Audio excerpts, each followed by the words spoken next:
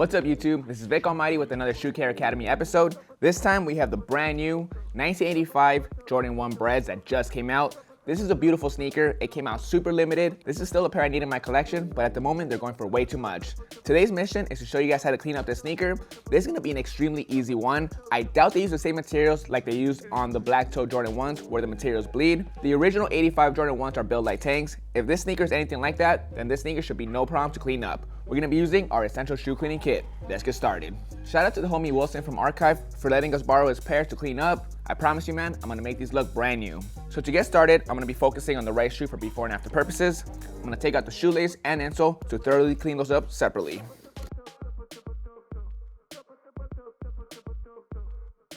So this is my first time really working with the brand new 85 Jordan 1, and it definitely got the lace on point. It's got the perfect thickness and the correct pattern. Insole, same thing. It's got the original terry cloth. On the bottom, it's got the cool scripture that says of highest quality. Now in the original 85s, this part wasn't on the insoles. Some of the pairs had that underneath the lasting board. The only way to find that part is by taking the shoe apart and seeing if it's on there. It's very rare, but it's really cool to see. I'm gonna go ahead and set up my cleaning station. I got the soft, medium, and stiff for a good cleaning. Same thing with the dry rack and bowl combo with my water ready to go. 4-ounce bottle solution to clean up the sneaker. I'll also need a towel. Shoe tree is very important to reshape the sneaker. There isn't too much creasing on the shoe, but it's gonna help either way. Lastly, I got my mat to keep everything nice and clean. Most of this stuff is included in our essential shoe cleaning kit. The rest is on rejuvenator.com. Now to get it started, I'm gonna be using the Soft Bristle brush to do a lot of dry brushing on the uppers. As you can see, all around the black and the red is a lot of surface dust. What I don't wanna do is grab the brush, dunk it in water and solution, and push this dust deeper into the materials. I gotta get rid of it first. So with the Soft Bristle brush, I'm gonna just brush it off.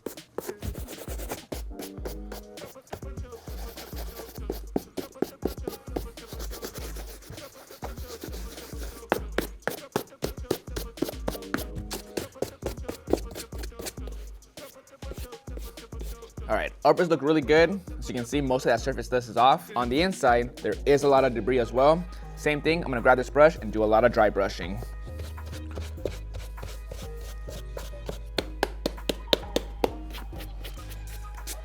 All right, now honestly, this is good enough. I got all the dust off from the uppers, all the debris off from the insides. Now I'm gonna be extra for the sneaker because it is Wilson's and it is an 85 Bred. I'm gonna go next door, grab the compressor, and finish the job.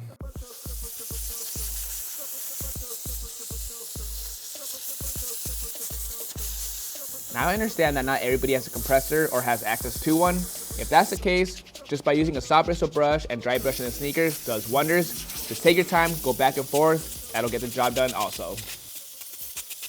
Now that the uppers are looking a lot cleaner, one thing I do want to point out is the shade of red that they use on these uppers. It's on point, very close to the original 85s. It's by far, in my opinion, the best shade of red they use on any of the retro Bred ones. Now the hardest part of this cleaning is going to be the soles, so I'm going to take care of that first. There's a lot of grime on the midsoles and the soles, so what I'm going to do is start off by grabbing our solution, squirt 2 squirts inside our bowl of water. 2 squirts is all you need, it's highly concentrated. Then with the stiff bristle brush, I'm gonna take my time, get these midsoles as clean as possible. I wanna get the stitching all around back to white. The trick is to not letting any of the bristles scratch the uppers. Once the midsoles are looking good, I'll take care of the soles. Before I start cleaning, one thing I gotta do is put the shoe tree inside the shoe. Not only does it help with the creasing and reshape the upper, but it also helps as a handle as I clean the soles and the midsoles.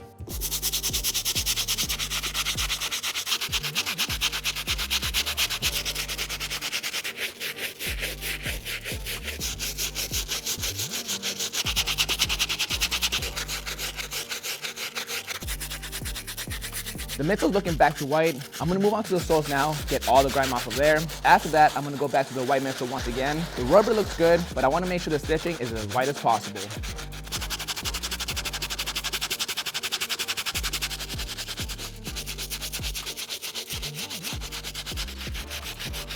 Don't forget, don't let the stiff bristles touch the uppers as you're brushing. If you do it too much, it can easily scratch at the leather, and that's going to require more work to fix. Soles are looking back to brand new. Stitching is white, midsole looks white as well. Same thing with the red on the bottom. No stains, no grime at all. Now, before I move on from this area, I do want to point out these brand new midsoles they recreated for this 85 Jordan 1. It's almost an exact replica of the original Jordan 1s. Over the years, they kind of moved on from that. This right here is a custom Jordan 1 Mule. It has a regular Jordan 1 retro sole. This is what you see almost on every single Jordan 1. If you compare it, the texture on the midsoles is very different compared to the new 85s. Same thing with the height. As you can see on the regular retro, it's a lot higher than the 85 Jordan 1. Last thing I want to point out is the stars. As you can see on the 85, there's a lot more stars all around. It's pretty compact and tight. On the regular sole, as you can see, less stars, they're also bigger. You can just clearly see a big difference. I can definitely appreciate Jordan Brand taking the time to make sure the details were on point for the sole. Now, before I move on, I am gonna have to get some fresh water and solution for the uppers. That's the one thing that sucks about cleaning the soles first. You don't wanna use the grimy old water on the uppers. That makes no sense. If I was to clean up the uppers first and then move on to the soles, I could use the same water and solution, but in this case, I gotta dump it out and use more solution. So keep that in mind. All right, so the hardest part is out of the way. All I really gotta focus on is the uppers. Luckily for me, the uppers are in overall great condition for a few different reasons. The dry brushing really made a big difference. Remember, prep work is key to any cleaning. Make sure you spend your time using the dry brush or compressor or both. Also, the sneaker just came out and Wilson did a good job of not trashing these. I don't blame him. This is a shoe that you don't want to beat up. It's such an iconic sneaker. All I'm going to do is just focus on using the soft bristle brush. I'm just going to let the brush do all the work, brush in a nice circular motion, let the natural oils from the solution sink into the leather. There's still one thing I got to check for. I gotta make sure the red or the black doesn't bleed like the black toes. So on the inside of the sneaker, I'm gonna do a little bit of brushing, grab the towel and pat it down dry. I'm gonna check for any bleeding. If there's no bleeding, I can take care of this cleaning normal. If there is, I'm gonna have to go about it a lot more carefully.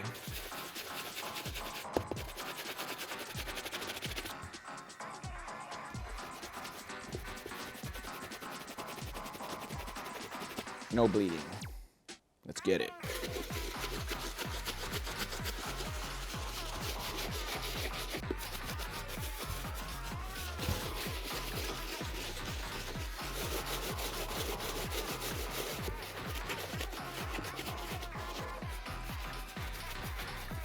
Leather typically is really easy to clean up as long as it doesn't bleed like certain sneakers, especially when the leather is just black or red or any color. It gets a lot trickier when it's white because there's white stitching involved that requires more work to clean. But at the end of the day, leather is one of the easiest materials to clean. That's good to go. I'm basically done with the sneaker. I'm not gonna be cleaning up the insides. The insides are in really good condition. Same thing with the rest of the sneaker. It's kind of overkill at this point. However, the insoles do need a quick wipe down. I'm gonna grab the soft bristle brush one more time, go over it once, pat it down dry. Same thing with the shoelace.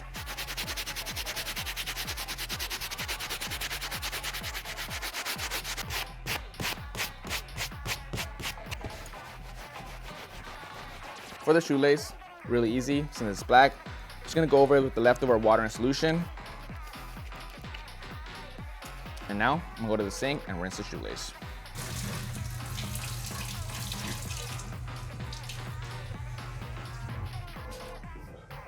Now at the rinse, let's dry them real quick.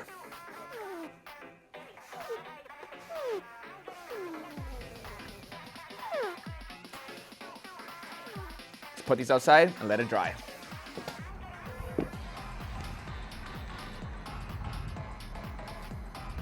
Thanks to the sun, this only took 15 minutes to dry. After I lace it up and put the insole inside, I'm gonna compare it to an actual 85 Bred Jordan 1 and the custom 85 build I did with Max a couple years ago.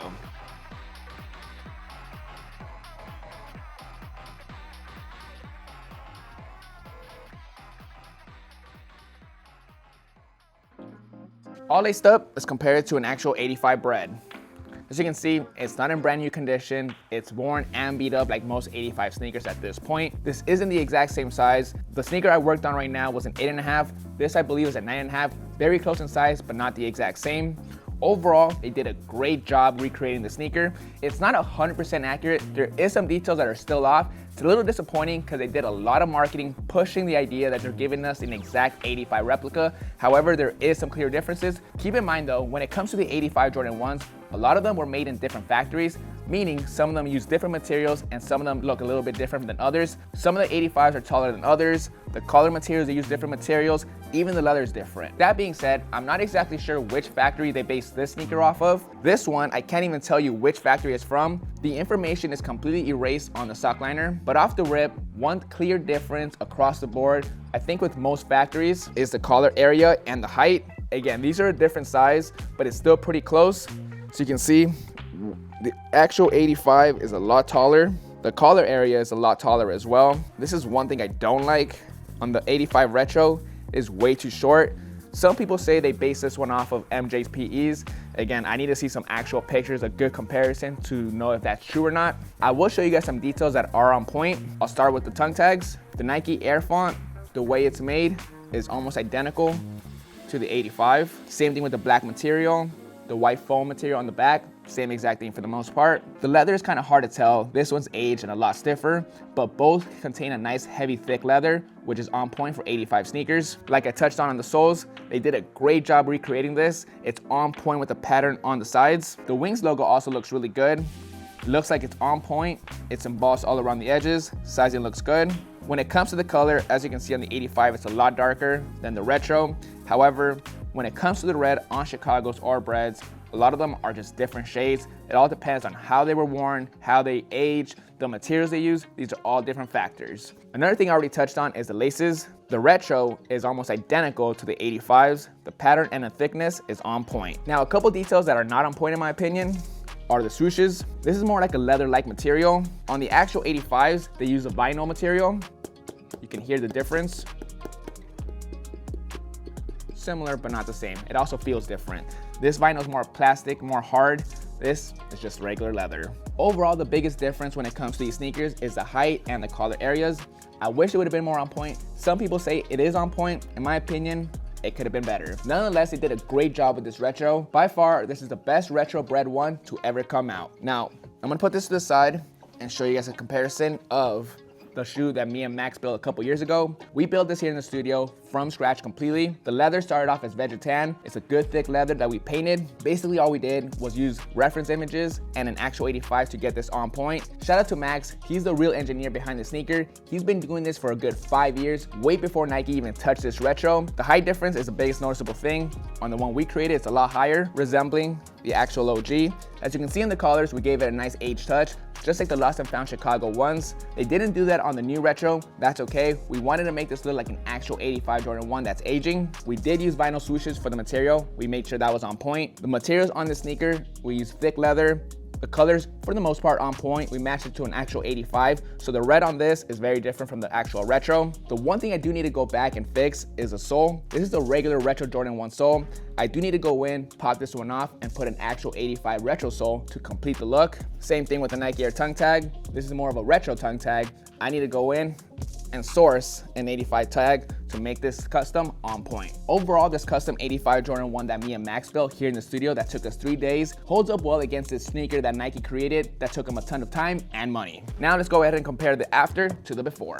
Super easy stuff, you guys, to get the sneaker looking back on point using our essential shoe cleaning kit. As you can see on the before, all that dust, grime that's all over the sneaker came right off on the after. The black, the red is nice and shiny again. It looks healthy. The soles, back to pure white. Same thing with the stitching all around. The soles, you can barely even tell they've been worn. I'm really glad that Nike didn't use any weird materials on this sneaker that bleed. These sneakers are supposed to be built like tanks, just like the original 85. I'm hoping over time they hold up just as well. You can find all our products, including our Reshoevn8r Essential Shoe Cleaning Kit at reshoevn8r.com. Use promo code BRED20 to save 20% off, but it's only good for the first 20 orders. One thing I forgot to point out, the sneaker was limited. They only released X amount of pairs. The one thing they should have done is numbered them on the inside, just like the 2001 Bred 1 Retro. Why didn't they do that with these 85 Retros? My guess is they made a lot more pairs than they're saying. Let me know in the comment section what you think. This is Vick Almighty. I'll catch you guys next time. See you guys.